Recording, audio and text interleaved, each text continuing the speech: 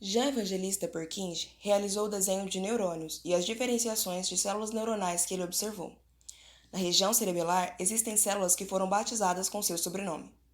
Santiago Ramon estudou a doutrina neuronal. Através dela, individualizou a célula nervosa e, por isso, ganhou o Prêmio Nobel em 1906. Charles Scott Sherrington criou o conceito de sinapse e também ganhou o Prêmio Nobel. John Jackson é considerado importante pai da neurologia, por ser o pai da neurologia inglesa. Sobre a neurologia clínica, por volta de 1882, temos o Hospital de La Salpêtrière, em Paris, França.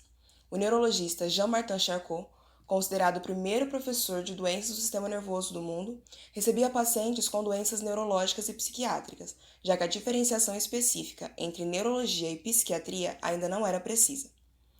No Brasil, temos o nome de Antônio Austragesito, primeiro professor da Cátedra de Neurologia da Faculdade de Medicina do Rio de Janeiro, em 1912. Já na área psiquiátrica, a história se diverge um pouco. No século XVII, nomes como Francis Bacon e Descartes contribuíram para o progresso da psicopatologia. Já existiam hospitais para os excluídos socialmente, como mendigos, criminosos, doentes mentais inválidos, entre outros. Nessa época, doença mental passou para o âmbito médico, apesar da medicina ainda não ter um elemento para defini-la. No século XVIII, Felipe Pinel, pai da psiquiatria, liberou os doentes mentais das correntes. Foram criados manicômios, que eram exclusivos para doentes mentais. Os hospitais de La Bicêtre e Salpêtrière foram referências para o desenvolvimento de tratamentos. Nessa época, também avançou as descrições das doenças mentais. No século XIX, o termo psiquiatria foi usado pela primeira vez e considerado um ramo da medicina.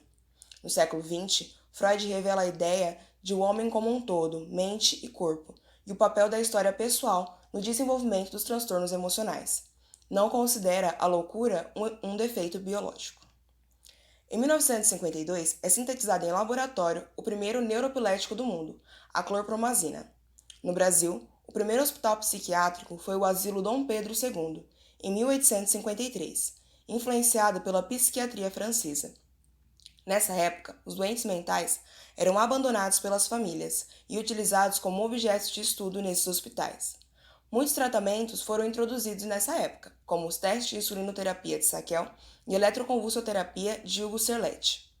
No século XX, o alienado passa a ser doente mental, e tal doença é considerado problema do Estado, ganhando uma lei.